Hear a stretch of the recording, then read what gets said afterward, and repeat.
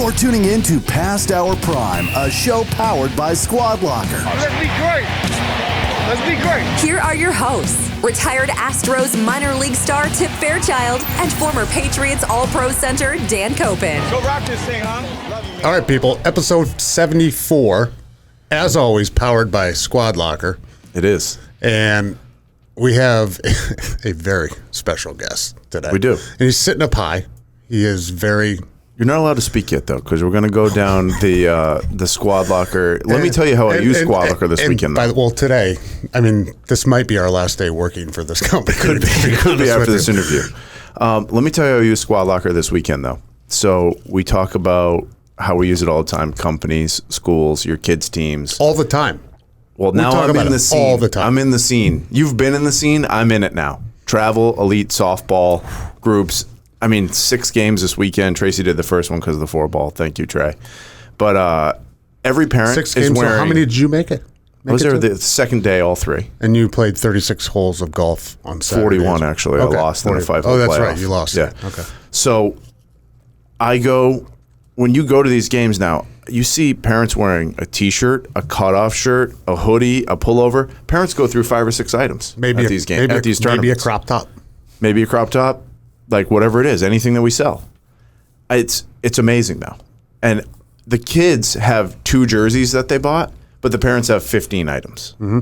They're buying chairs, they're buying seat backs. We can do stuff like that. So the SquadLocker Bombers on 3 store is lighting it up. People are buying stuff left and right. Bombers on 3? Bombers. I don't know why they called it that. Bombers Why'd you on do 3. that? I don't know. It's not. I didn't make it. A parent went on, built a DIY store because that's what they can do. Added the items that they like, and then they had it shipped to their house. It's easy. Right, Gary? Right, Tip. That's what you built. That is what we built. I didn't build it. We built it. Hold on. There's going to be a change to this podcast in a format. That's right. And I think I broke the rule early on. So can you reach behind you? Okay. And let's just... Yeah. We do have the swear jar. Swear jar. By the way, what a bucket you found for this box.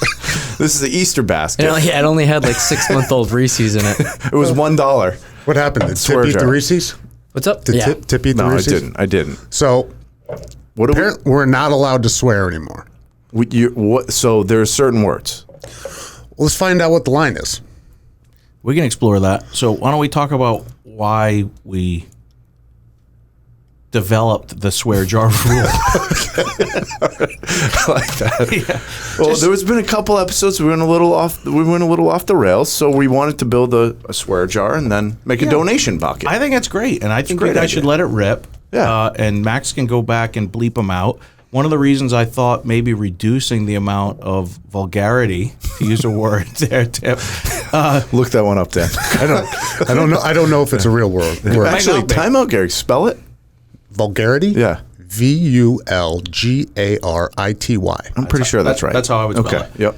But, we're focused on helping young people reach their full potential. Mm-hmm. And there's going to be a lot of storytelling on Past Our Prime about talking to adults, about both kids and their own experiences with those kids. Mm-hmm. There may be an opportunity for some adults to say, hey, kids, you should listen to this. In which case, we really want you to connect your brand with something that's slightly more wholesome than Loving. loving. Yeah, that's which true. is why we talk about We Love Teams. That's right. And we're 2 dads. Can we do it like old school and just 3 be like, dads. hey, earmuffs, kids? And then they cover their earmuffs. I know we're good. I think you can give a verbal warning. All right. Yeah, parents at home, I'm about to swear, so if you have kids in the car. And so when we do let one slip, $50? $50. Where does it go to? We were thinking Special Olympics, It's a worthy cause. right? I can support that. So first question for me is, what's your favorite swear word? We're going to go James Lipton style on the Actors Studio. And maybe the first 50 just ends up in there. Yeah, it will. I prefer Behind the Ferns with, what's that guy? Zach Galifianakis. God, that is so funny. He is great. Yeah, I think my favorite swear word would probably be Okay. All right. there it is. That might be There's 100. That's a double. That's a big one. You are a big. You're gonna start saying the effing. That's going to be effing's okay, right? Effing's okay. You can say that. I've seen. There we go. See, we're loading up already. Okay. $50 to Special Olympics. I'm like, By the way, Tip, that's called cash. Something you rarely carry. Never. We're all Venmo guys now. Yeah, Venmo. That's how it works.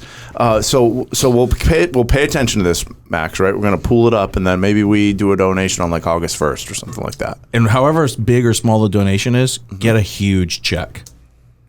That's a great idea. That's a good idea. Print out the biggest thing ever for $75. And the guy who's running the Special Olympics in Rhode Island is a terrific guy. I can't think of his name right now. He's new. He's new. Robin from Robin Urban. Okay, so we'll connect with him because we play in the golf tournament too. And people should play in that. It's at the end of August. We'll put it in the and that's a no-brainer episode for you to have him on here and talk about what the Special Olympics is. You know what? Yeah, the show's already getting better. This is why you're the CEO and founder of SquadLocker. That's right. This is why I am. These are the ideas. These are they. Right? So or them. Gary's on. If you don't know who Gary is, and I met Gary, I think now Gary, I'm going 12 years. Is it that as long? of like right around now, maybe 11, and I don't really know math that well, so it's either 11 or 12. Would you like to tell the story of how I came into your office? Yeah. So Tip walks into my office one day. And he said, "Hey, I'm coaching baseball, and I need to get some like coaches jackets or something like that." I'm like, "Okay, no problem, fella." There's a guy. Well, how did I get there first? On your moped. That's right. And so I said, "Did he have a helmet on?" I don't remember. You probably not. Did you wear a helmet? I did. Okay, good. Yeah, by the way, you should. Yeah, I did. I wore like the circle, the dome kind, and then I bought a full face mask one because I just didn't want people to see my face. So anyway, he walks in, and there was a guy selling for us at the time, Brian Brown, and I said, "This guy Brian Brown will help you with whatever you need. Go see him." So you went, and then a couple days later, you walked back in. You said, "Hey, I don't want to buy any of this stuff. I want to sell it." So I said, "Okay, sit down. Let me talk to you a little bit." And I asked you a series of questions. I said, "How much do you pay a month in rent?" And you told me. And I said, "Okay, what other living expenses you had?" You really didn't have any. I said, "How much is your car payment?" You said, "I don't have a car. I drive on the way." Yeah, you need a job. That's right. Yeah. Well, I was just coming off. Let's back up just a touch. I had just stopped playing baseball that January. I announced my retirement, which was really a no more contract. Did everybody say nice things about you and have a good send off? Yeah, I had a huge send off. I did the tour and everything, and then I kind of went through this thing where I was like, okay, I'm living on the east side in Providence. I'd get a box of wine, which was not my drink of choice at that time, and then I'd fill up a solo cup and have a little glass of wine, and Tracy came home and was like, "We got to do something about this. It's time for you to get a job." Well, it's time just to stop feeling bad for yourself. Yeah. What's next? You've got your business degree. You're a smart guy. Let's go. Right? Yeah. And apparently she was right. And you know what? You know what it takes sometimes? You just got to walk in the door places. That's right. It's not about filling out the resume, right? It's not about that. It's God knows it wasn't for you, Tip. I just walked in the door. That's right. Yeah. Yeah. So anyway, we negotiated a fair deal, which was I still have it on my phone. Covering your expenses. You have everything on your phone. Yeah, I almost just swore, but you have everything on your phone. I do. You can feel free to swear. No, we're gonna clean this place up. Okay, all right, good. And then I said everything after that you're going to earn on your own commissions. And you sat in that one. I remember the cube you had. That's kind of like back two to you. Yeah, because Tyler was back two to me. Yep. And you plugged and called and worked the leads, and from there we've had a lot of fun together. We have consumer textile goods. You taught me that slogan. Where what do we do? Yeah, right. Why would because we've done a lot of different things. Why would you pigeonhole yourself into one sector? Yeah, like hey, I sell a jacket to an athletic team. No, I'm in consumer textile goods. That's what we are. Do you say that? That sounds awesome. I'm gonna start saying that. Director of consumer textile goods. Now we do it one at a time. Single unit, direct to home. We did not at that time. That was all bulk. When I was in college, people used to say, like, what does your dad do? What does your mom do? I'm a dentist. I'm an attorney. I'm a police officer. My fraternity brothers used to laugh at me because I used to say, I'm in textiles. My family's in textiles. I like that. They'd say, Gary, you just name an industry. Yeah, that's an entire, but honestly, tell us that, though. But it takes, I don't think I knew what the word textile meant until I was 21 years old. Oh, I didn't know until I probably saw him in his office that day. Right? But textile industry, though, I mean, your family kind of didn't create it, but had a big part of it. Sure. Yeah. Right? My grandfather moved from New York City to Fall River, Massachusetts in the 1940s. Actually, a little bit earlier than that, after the Great Depression, primarily because, according to him, what he told us is it was difficult for Jews to get jobs in the area that he was living, and that he heard they were hiring Jews in management positions in Fall River. So he went down to Fall River and worked for a company called Newport Finishing, where he was the head bookkeeper, and there was another guy there by the name of Edward Ritchie who was the head dyer. The dyer was the chemist who would match the colors on the fabrics and bring these fabrics to life for whatever fashion or end use it was used for. And then E.R. Sr., as we affectionately called him, went off to World War II, came back home. My grandfather was older and had polio, so he wasn't eligible for the war. And when he came back, they got together and they said, why are we working for this guy? Let's do this on our own. And they borrowed some money and built a business that when my dad eventually sold it, 50 years later, was manufacturing 5 million linear yards a week of fabric for everything from personal flotation devices, tents, chemical warfare suppressant fabrics to protect soldiers in the theater, combat warfare, to ladies' dresses and men's suit linings and everything in between. So they built a real business, and I was really lucky because I didn't realize it in the beginning of my career, but what I had been exposed to my entire childhood, teens, and then early 20s was this practice of manufacturing textiles. And it's a trade like anything else, like a plumber or a lawyer or an electrician. There's Tinsel and tear. Tinsel and tear. Those are Tinsel. Tinsel's on your Christmas tree. Tinsel and tear. Tinsel is strength. You told me that this was 11 years ago I learned this, and I'm not a chemist or textile person at all. I'm a seller of this stuff. Yep. And that's something I remember. Those are physical properties of fabric, right? Mm-hmm. And so the benefit that I got from being around this multi-generational family around textiles was that I didn't realize it until like my late 20s and early 30s, but I knew more about textiles than many people would ever get exposed to. Mm-hmm. And so I had a trade built into me, much like you in football and you in baseball, that I've been able to leverage, my entire career. I would agree. Now, what do you think it is about you that has attracted? No, hold on. Is there anything new in the textile or new fabrics that come out, or is it just about the technology that you put with it? There's all sorts of new. Is barrier. That a good question? Yeah, that's a great question. I think it's probably every day. I mean, I buy something every week on Instagram. That's right. But is it the technology or how you make it or whatever? But there's no, you're not fabric or whatever. There's new fabric. Is there no new fabric? Like silk and yarn, whatever. You're asking the wrong guy. Cloth. You're asking a lot of different sections of a very, very broad topic, but you just touched on fabric, which is a component, which is made of components called yarns or fibers, and those are made of components called either polymers or natural fibers or blends of those two things. And so in and around there's a lot of innovation. And then there's finishing innovation, adding chemicals to the fabric once it's been made.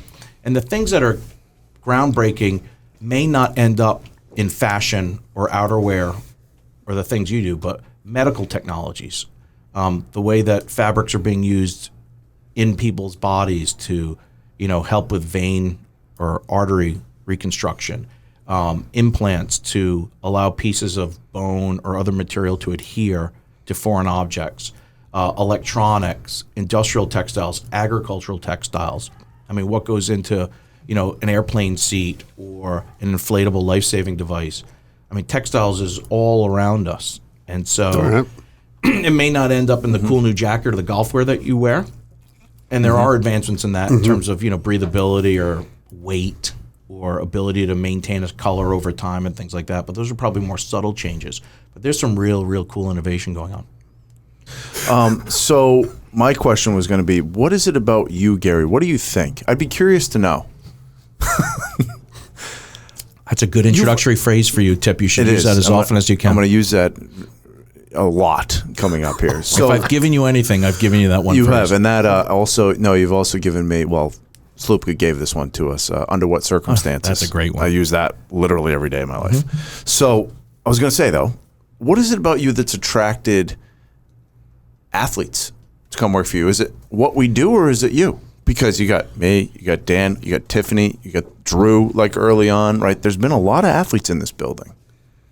Yeah, it's a great question. There's two types of employees with similar backgrounds that I have found to be most effective and successful in high-intensity corporate environments.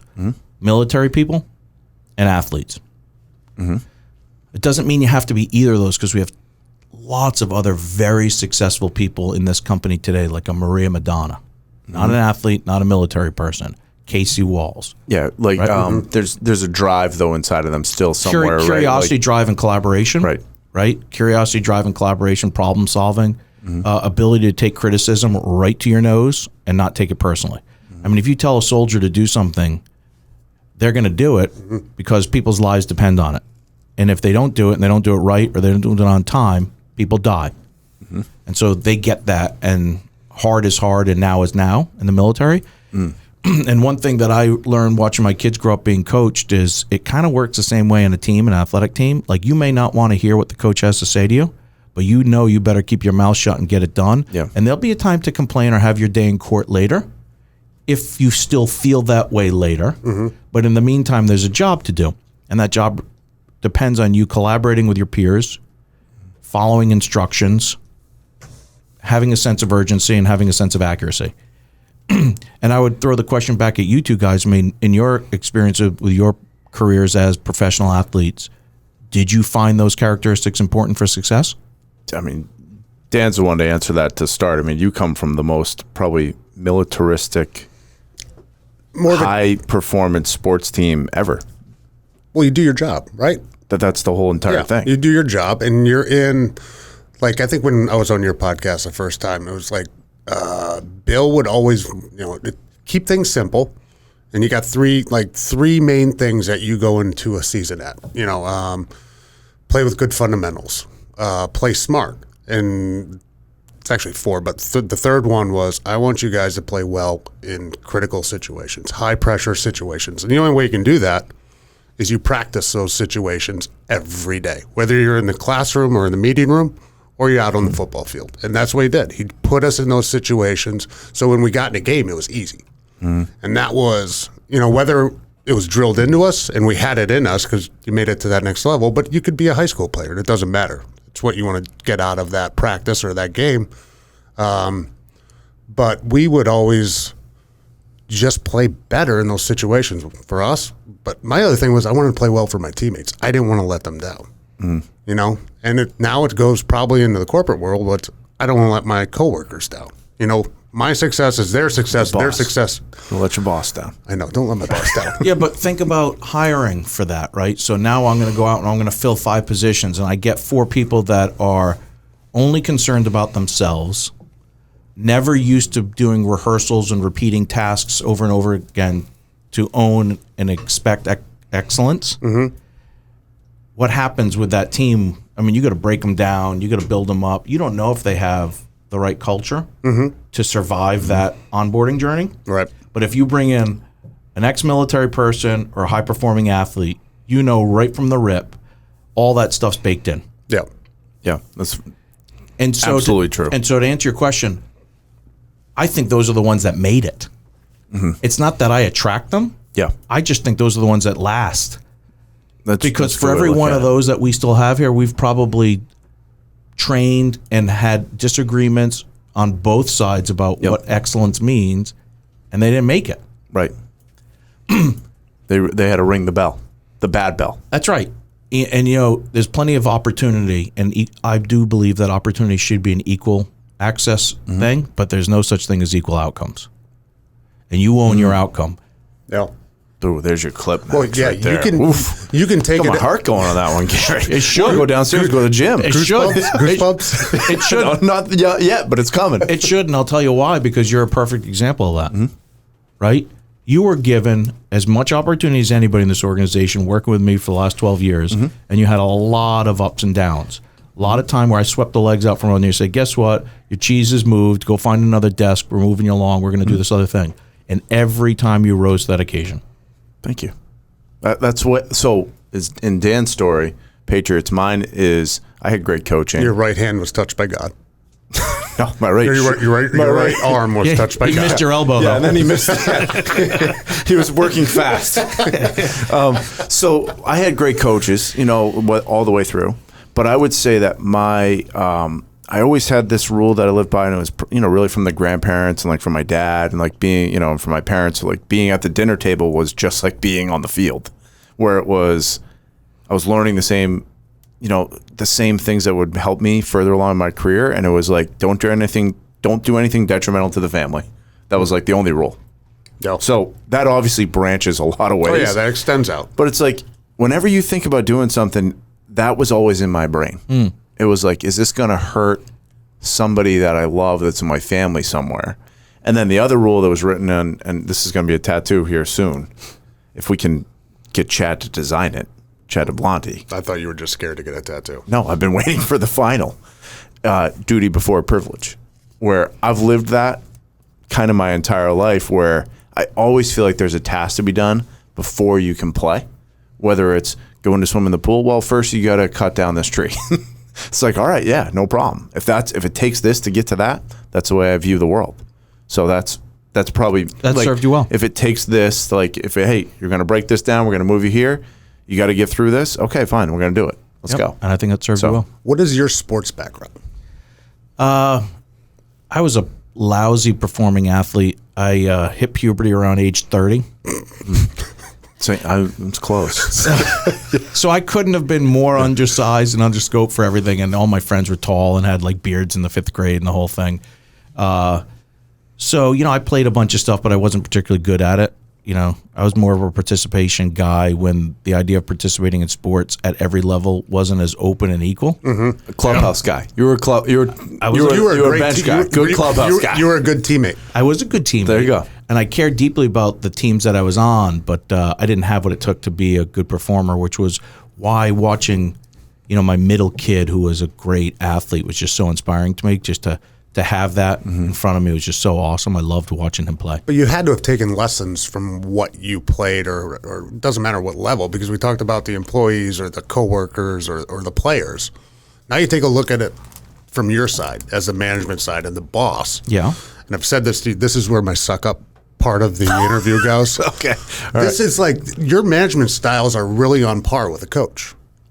I would agree with that. Take Belichick for a second or whatever. Like, let's find the people that know this particular part of this business. And I want to find the best person in there. And I'm going to give him some free rein. I'm going to let him go, and I'm going to try to let him do his job. And if he doesn't work, then I'm going to step in there. A lot of managers, coaches, bosses hold that, they don't give them that rein to let them, for lack of a better word, hang themselves. Sure. You know what I mean? So you let your employees work. And when you need to step in, you step in. Yeah, and you got to step in quickly and decisively. Well, yes, you're kind of running a big deal right now. Yeah, so that's a lot to unpack. When I was young, Tip loves unpacking, by the When way. I We was- love that word. Yeah, it's a great word. when I was we young, need a and couch in here. working for my dad, there was a guy by the name of Marty Silva, I think his name was. He was a good chemist. He was an unusual guy. And he said to me once, some people need a pat in the ass and some people need a kick in the ass. And you have to understand who needs what when. Mm-hmm. And I was like, yeah, I kind of see what you mean there, Marty. Like, I remember thinking, like, some people need to be told and some people don't. As you scale a business, and I'm imagining it's like this when you scale a big program like, Coach Belichick had to do with all of those work areas, offensive, defense, and all those different plays and all those intended outcomes. The more control you put of yourself in those situations, the less likely they are to be able to do it on their own with autonomy and excellence. Mm-hmm. Yep. And it kind of works the same in business. Mm-hmm. If I overreach and overprescribe, I'm not allowing that person to grow into the decision maker. I need them to be on my behalf and on behalf of the shareholders and on behalf of the customers. Right. And so for me, what I've noticed is as long as I outline effectively what we want to get to, here's the goal. For customer service, we want this goal. For sales, we want this goal. We want to acquire this many accounts, and these are the benefits we aspire to give those accounts when we acquire them. And then it takes a bunch of questions. Okay, Tip, so how do you think you're going to do that? I'm going to do it using these methodologies, these tactics, over this strategy. Let me sit on that and think on that. I really like what you've portrayed over here. I really want to question this third over here that you described to me, Tip. Are you sure about that? I'm sure about that.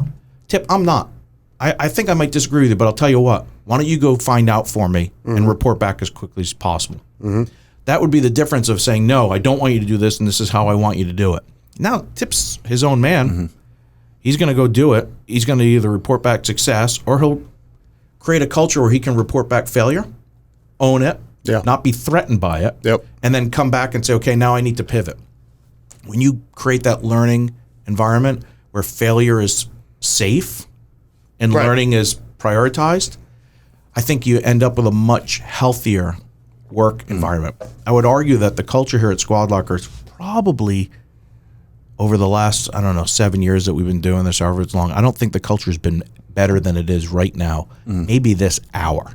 Yeah, I feel like there's good layers of leadership in place that let people do things. And like you said, like it's okay to fail on something. It has to be. I mean, like if you're not, failing isn't I saw a good Instagram one the other day. I'm not going to remember it right, but it's learning, right? Yeah. It's not actually, you're not failing, and it's like you learned. Like you got to look at it that way.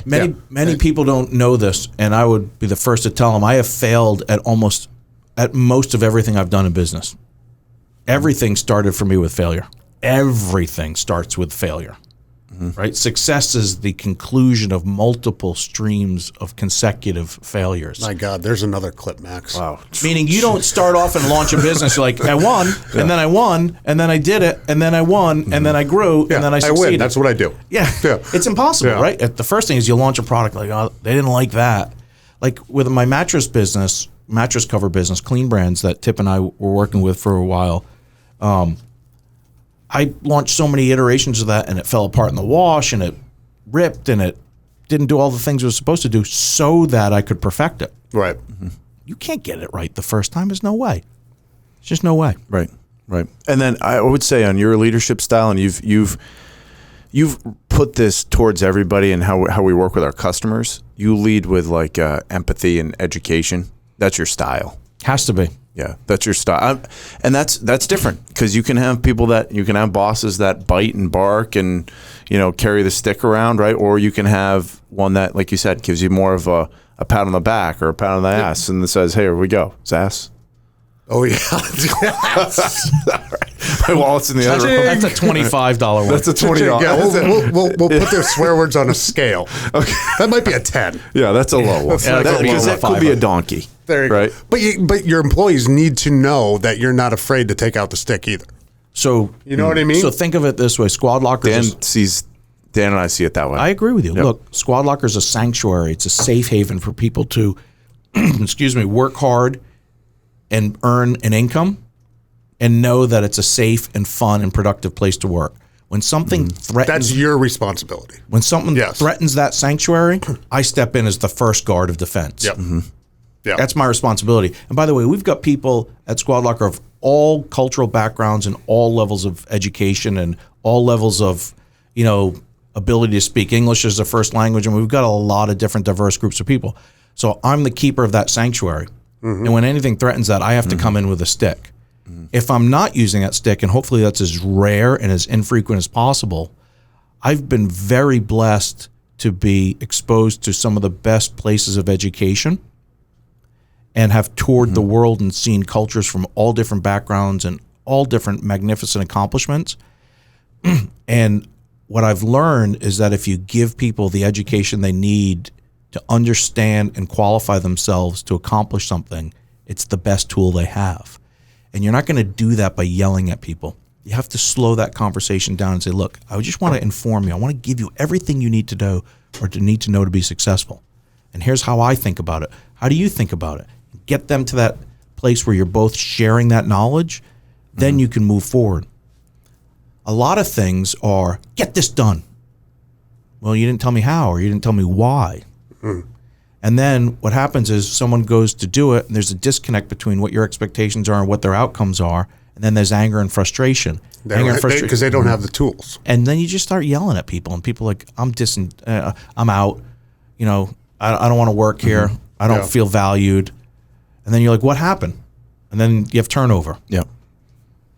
So you told me the other day you wanted to defang me. I do. I sell my fangs coming out a little bit in the last, like, I don't know, month. But the other thing I did is I took responsibility for that. Actually, Tip, if you look back at the dinner we had, I said I failed you in the sense that I didn't. It was a great dinner. I didn't help transition where I wanted you to go. Yeah. Who paid? Who paid? The company paid. No, it was business company. dinner. Yeah, business dinner. But defanged was a good. That was a good way for me to hear it, because I'm like, I have a puppy. And I'm like, man, this guy's teeth are razors and his claws are like razors. I'm like, and they're out, because he doesn't know. And I'm like, that's Gary's. This is Gary's favorite thing to say about me, when he wants to not belittle me, but say, hey, what I don't know is I've never built a lemonade stand. That's right. You just sell the lemonade. But I can sell the shit out of lemonade. Mm-hmm. Swear jar. That's 25. I don't know, it's 25. That's a 25. But you had to emphasize it right there. That's important. It's coming. That's important. But let the record show, Tip, you're down 35. That's true. So, and then sometimes I get like a Roomba, like the Roomba vacuums, where like those things actually, is that the one that goes by itself? Yeah, and it like goes back to its Thing's port amazing. and charges. Yes, but sometimes it gets stuck like in between a chair, and it's like deek, deek, deek, deek, like this. That happens to me sometimes. It happens like once a year. But you get out. Happens like once a year, really strong, where I'm like, man, I'm lost. He always pulls me out of it though, and like I'm talking in a business sense, like I feel it, like where I'm like, man, I'm banging my head against the wall in this thing. I don't know exactly how to get out of it. And now share what you would feel as the Roomba turns around the corner and goes into the open hardwood. What does that feel like for you? Oh, it's like euphoric. It's like you feel excited because you're like, spell hey, euphoric. E-U-O. Nope. R. You missed the pho. I'm not great at spelling on the fly. Okay. But, once you get the open space, then I feel like, okay, and we have a meeting after this where we're going to learn what the open space is, right? Yeah. And it's like, once I have that, then it's like, okay, I'll check back with you in a month. Exactly. Right? And then you see what you messed up, see what you did well on, right? And that's how we've always operated. So, and I always appreciate that. We've talked about SquadLocker. Yeah. Where did that come from? Where did that come from? Yeah. This is a new day for this podcast. It's a new day. It's a new day. Tips out of underneath the chair. He's in the fresh air. I'd really like to explore the shirt Tip's wearing at some point in the show. Fascinating. It's sublimated. It's Lululemon. Bring it over here. It's Lululemon. It's nice. Yeah, it is. It's a good brand. It's a triple X. No, it's a 2X. But Lululemon, that's basically an XL. So it's got cool buttons on it. Yeah. Tracy said, "Hey, you got another new shirt?" Because I am a clothes guy.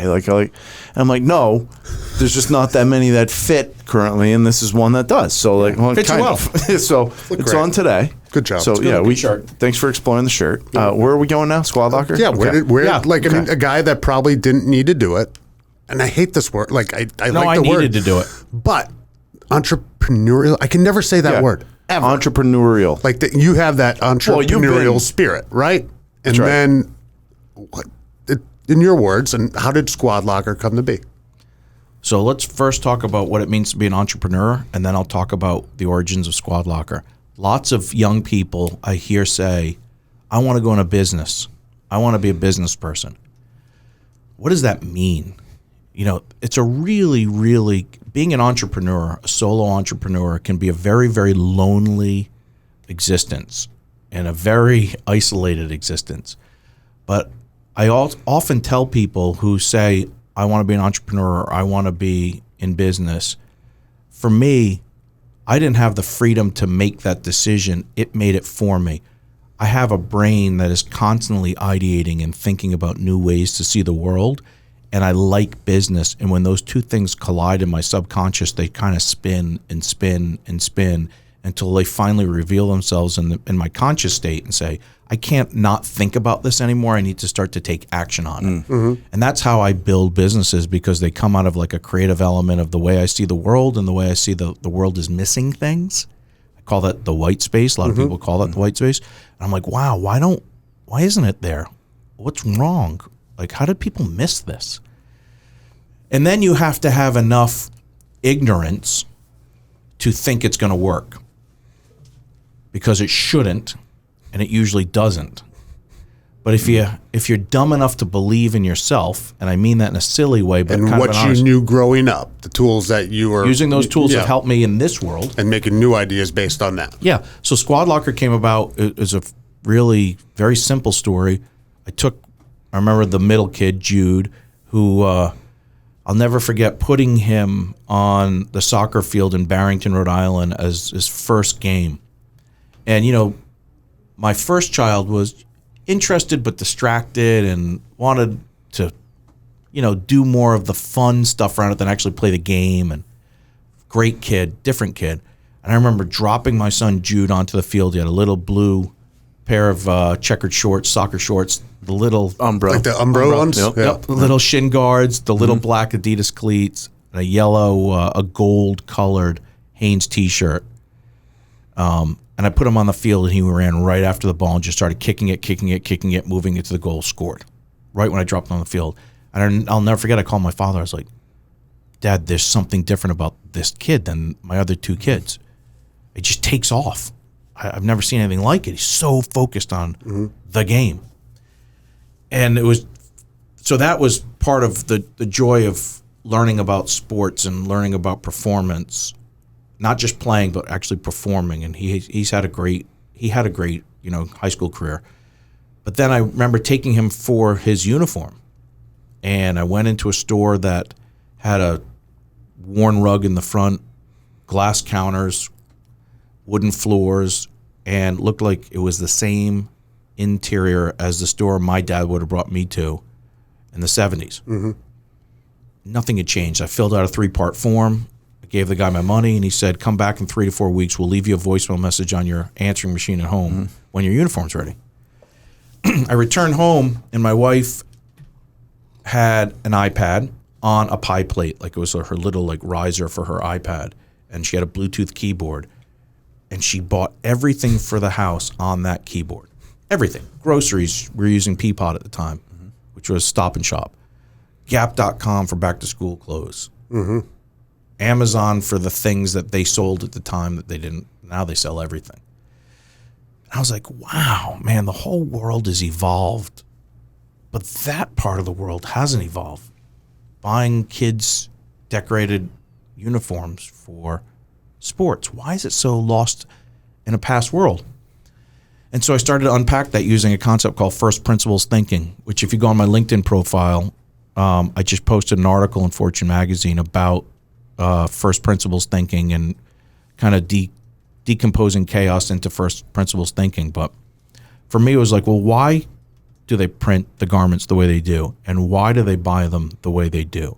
And what are the issues or barriers to making this more modern? And you started looking at them.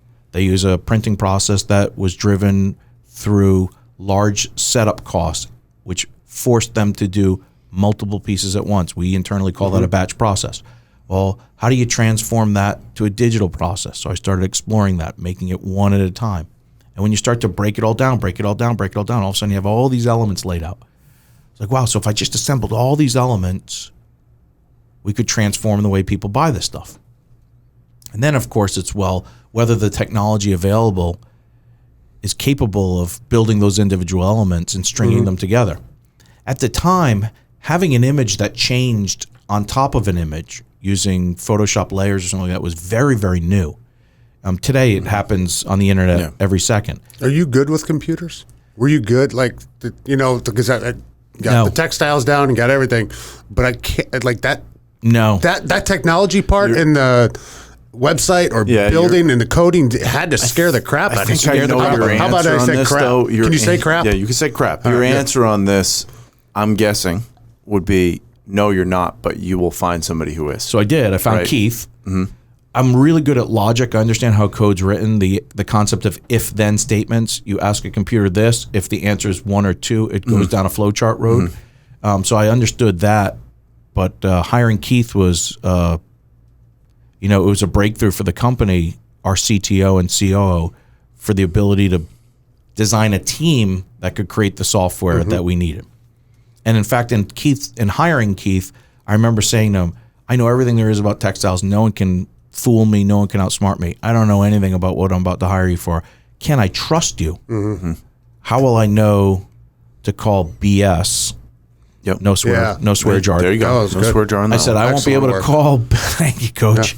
I won't be able to call BS on you because I won't know, so you better not lie to me. So that we had to build a lot of trust with each other. Yeah.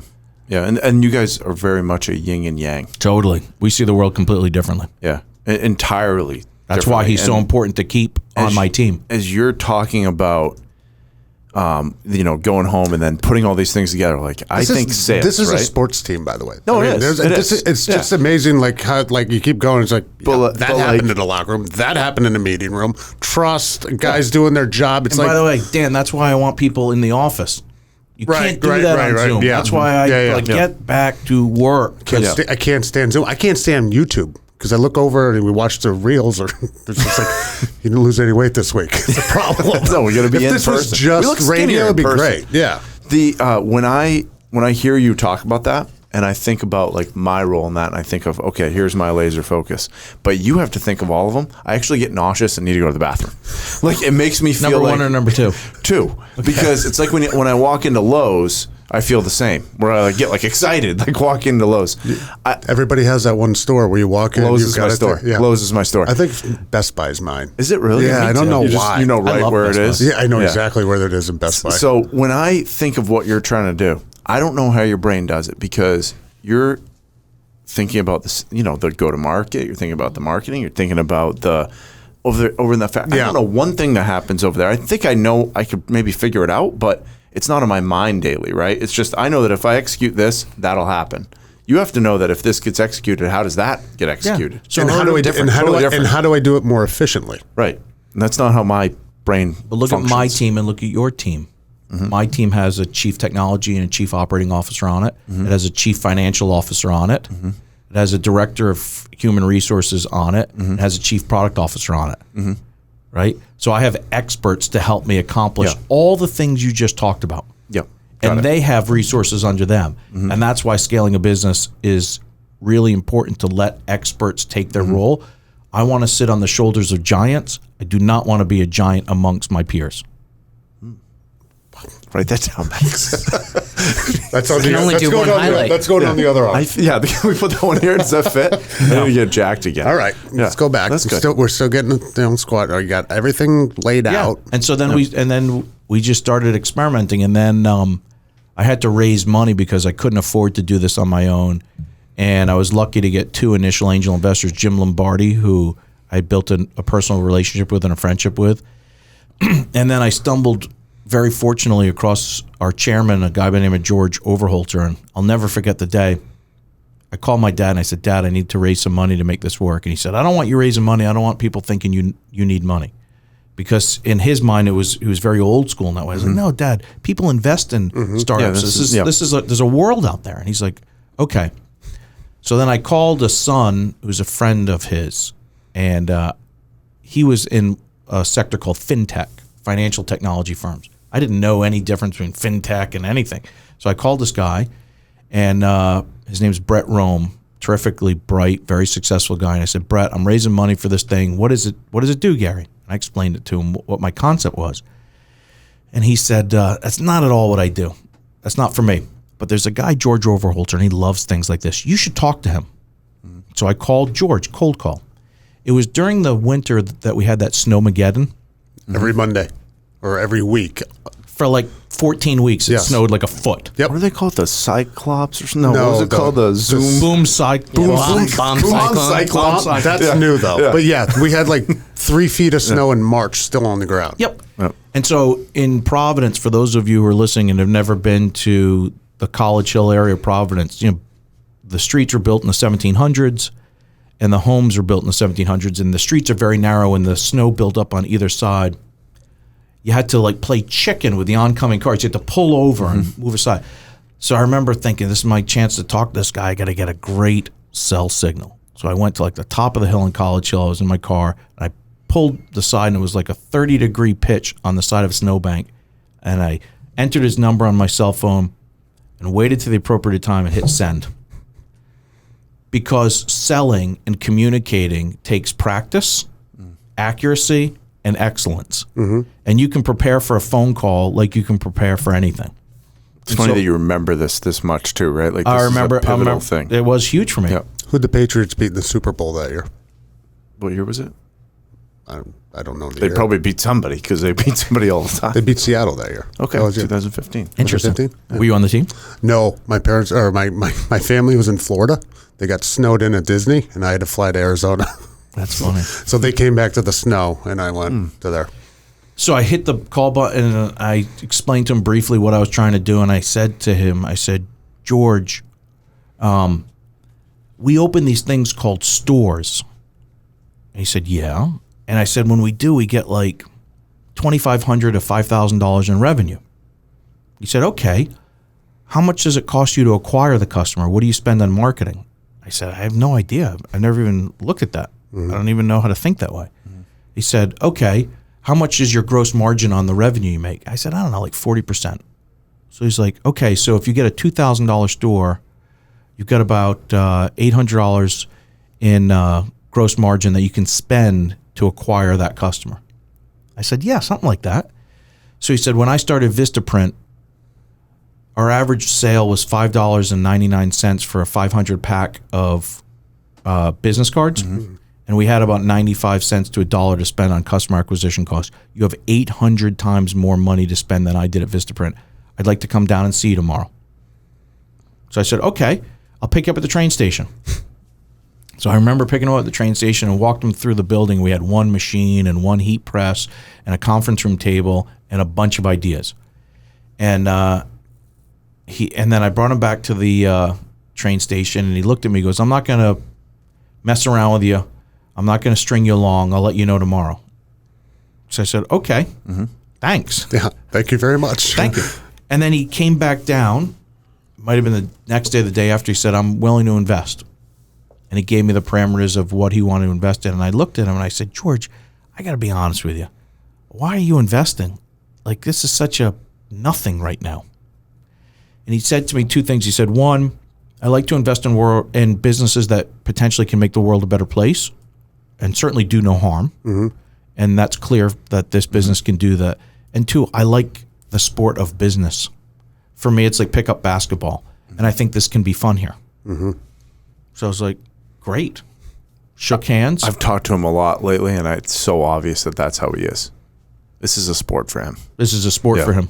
Yeah, he's a massive, massive mind. So that was how we started getting it off the ground. And then we built our original minimum viable product, MVP, around our store builder. And I'll remember being in a conference room with George and Jim and Frank and a bunch of people and Keith. And we said, okay, let's design an ad.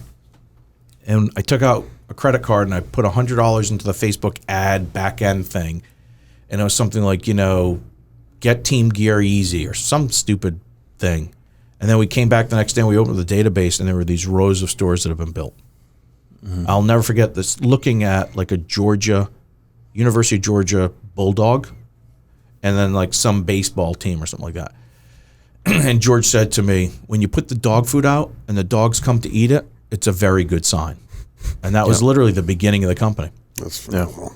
Yeah, That's fun. It was very the beginning of the company. A few 100,000 stores later. A couple 100,000 stores later, and annual reoccurring revenue of over $30 million. We're on the path. We're on the warpath. We're beating the drum. The drum. We're changing the way people do this. Okay, I've got a question for you. I wrote this one down. You got to give yourself one. Piece of advice to give your younger self. One piece of advice to give a younger self. You're going to get goosebumps on this. I guarantee it. You could go back. You could go back to maybe right when you started SquadLocker, right when you went to maybe when you were in your band, which we haven't talked about yet. When you were in high school, right? Like, what's one piece of advice? The piece of advice that I could have used more of in the journey of being an entrepreneur is I got to a point where I got good at understanding the math around it, but I didn't trust myself and my instincts enough to insist on my way. And it was a really complex balance between, and I'm not talking about management style. There was a lot of pressure from the board and other people to bring people into the executive team because we needed to fill a role. And you guys have been around the bad hires I've made. And then even when I make some of the good hires, people come in and say, I want to go do this or do that. I didn't put my foot down early enough, particularly with the onboarding thing that we got to go back to now, and I've rebuilt it for the third time. Yeah. It's like, why did I let that go? Why did I let people, influence the direction of the company? Decision away from it, right? So, I regret that. I would tell my younger self, whether it's 2 years ago or 15 years ago, you're right. Have faith in yourself, but be very specific and transparent about why. Use math to define the why, which I never would do. My instincts were always pretty beneficial to like a balance sheet, P&L, customer, investor value statement, but I never explored the math around it, so I had no way to back it up. So if somebody came in and say, this way's better, I didn't have the financial story to say, no, you're wrong, and let me show you why. As a result, I became a victim of a lack of self-esteem or a lack of confidence to allow that to happen.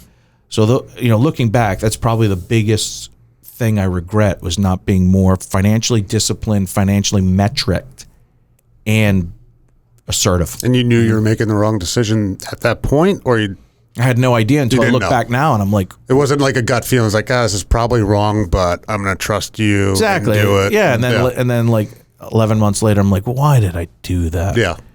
Well, it's also, that's the thing. You got to fail, right? Yeah, you do have to fail. And also, I'm a very introspective person, and I spend a lot of time thinking about things, myself, my role in relationship with others. When I was a little kid, I was an undersized kid who was always trying to be a part of something. And as a result, my behavior became one where I engendered laughter or happiness from people around me to feel included.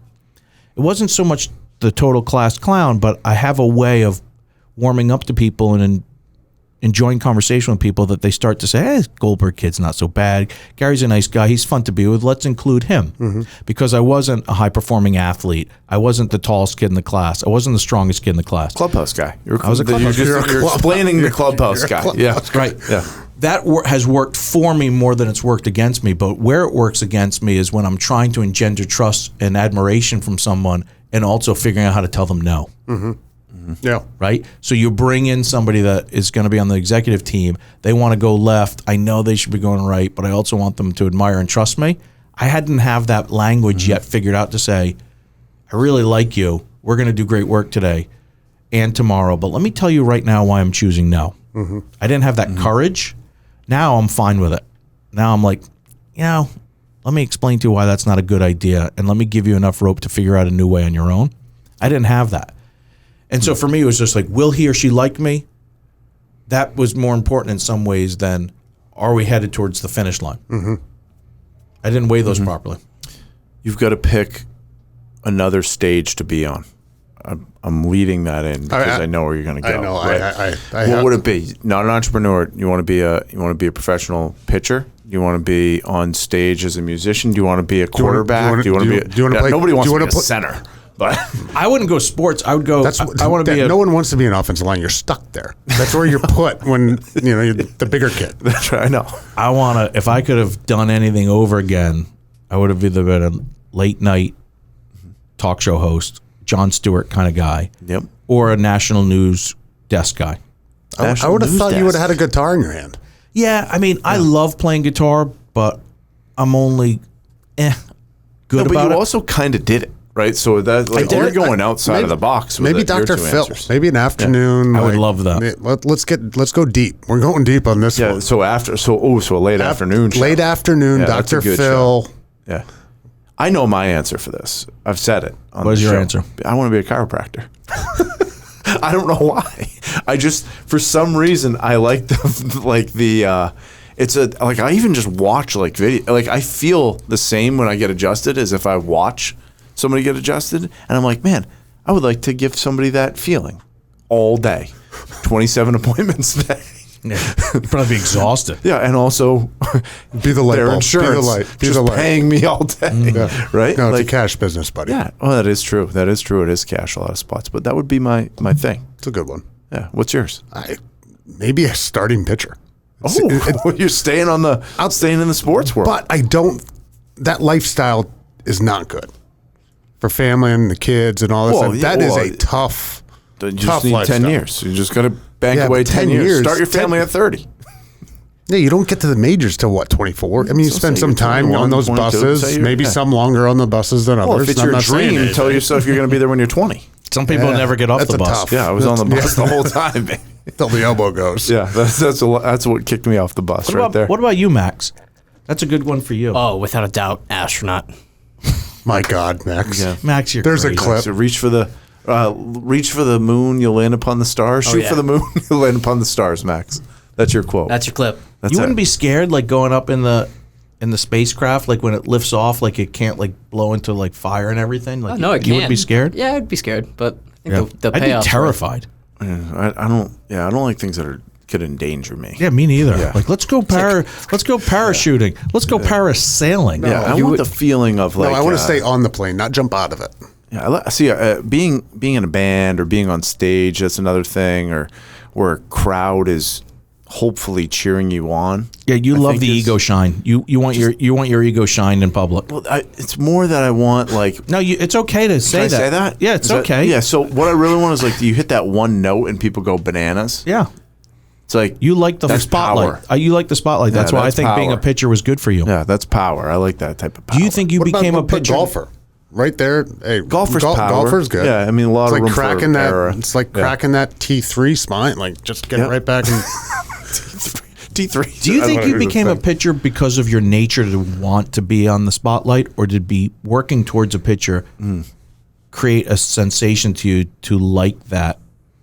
Was I it want the nature ball. or nurture? I want the ball. Is that how you were as a little kid, or did you develop that? Was that a nature or nurture thing? No, I think you develop it. I mean, as a little kid, like you just want to play, right? And you probably want to be a shortstop more than the pitcher when you're a young kid. Like, you're making all the plays, you're hitting third in the lineup. When you're a pitcher, you're not hitting, remember? Like if you at the top level. So but being on the mound, like in the highest position on the field, like in terms of like height wise, and like everybody's watching you, looking up to you. and you have the ball. You're the only person on the field that has the ball every pitch. The catcher has it a lot too. that right? should be our new tagline because there's only one person on the football field that has the ball every time.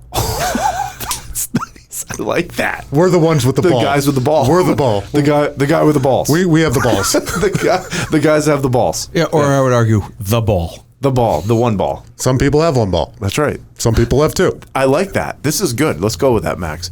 But that's, I think, where I wanted to be the one Maybe that it's was two guys, one ball. That's it. Two guys, one ball. I wanted to be the guy that Today had was the my ball. last day at work. Thanks for having me, guys. You're not going But anywhere. you're different though, because you're very much. Nobody recognizes you when you're on the field, right? Yeah, that's a lot easier. Hardly. That's a lot Right? easier. I mean, because you're the person lot easier that way. Right, the person they recognize is the person you're handing the ball to. At the Where 3-day for Case me, Valley, it's the like opposite. seriously, and there's no fans or whatever, but there's four guys looking at you, teeing off on the first hole. Yeah. My heart was pumping. Was it really? Oh, God, I hate See, that. I love that. See, that gets me. I want 100 people watching. No, I on the want to first calm tee. down. I want to get right into it. Get the first snap I over know. and let's go. I'd go back to that first tee all day. Loop me on that first tee. Put them there. That's how I operate. But Gary, anything else you want to share? Yeah. No, I think we've covered it all. We've laughed, we've cried. We didn't cry. I thought we might, but we didn't come to tears yet. Tip, That'll what's be tears next for you at SquadLocker? So I'm excited to do some new stuff where we've built some teams together. We've built some weapons in here. The way I look at it, we've put missiles on the plane that work. We know. It's a very violent Yeah. analogy. You just saw Top Gun. Give him a break. No, but I just saw Top Gun. And by the way, I'm moving towards a more violent analogy. Now we got to bring the bomb on the plane. We are ready to load this thing up, and it's going to drop, and that's what I'm going to do. So we're going to go after some very large targets Yeah, together. we're going to have a new title for you, which we'll be announcing shortly. Oh, Go to nice. Tips LinkedIn. Very cool. Yep. And we're going to get after some big stuff, and we already are. There are a lot of things that are coming in this next, I would say, 90 days that are really exciting for SquadLocker. Yeah, I agree with that. Not just in the corporate world, not just in the school world, not just in the youth sports world. Like, it's all of them together. Yeah, and I agree with that. that's what's fun. How about you, Dan? What do you want to do? I want to move the ball forward. I think you said that in the Run the text. damn Yeah. ball. move the ball forward. Yeah, run the ball. Whatever I can do, team guy, help move the ball forward. But I want to go out and let's kill what we eat. Eat what you kill. Eat what you kill. Close. I hate all that. My wife does that all the time. Yeah. I can't Kill what you eat is. I want to eat. No, I want to kill what I eat. No. No, you want to. I'm trying to make it work. I'm trying to make it work. Makes more sense if you say it's. That's also like die for. Remember when your dad said some all time stuff to me, which I like save truly, and I like really appreciate it. And there's been a couple, and one of them was the die first then quit. He said first die then quit. Yeah. It still works great. Oh, I love it. Yeah. First die then quit. Yeah, same thing. How about you, Max? What are you working on? Same thing with Dan over here. I just want to keep the ball moving. I put my hands in every department since I've been here. So let's see what other hats I can wear. If there's a question that we have, we go to Max. Hey, hey Max, how do I do this? Encyclopedia. Yeah, how do I do this? And this is how you do it. The listeners need to, probably don't even necessarily understand what your job is. Where it's it's the jack of all trades, a trainer of all trades. It's a Leatherman tool. The SquadLocker Leatherman tool. You are a Leatherman. That's a good way. There's no system or process that Max doesn't know how to do on its own. Max, you're getting married? Yes, 15 days.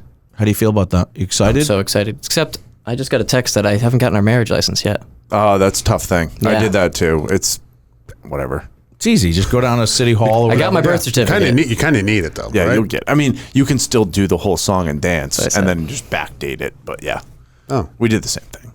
Okay, I forgot. You had to rush.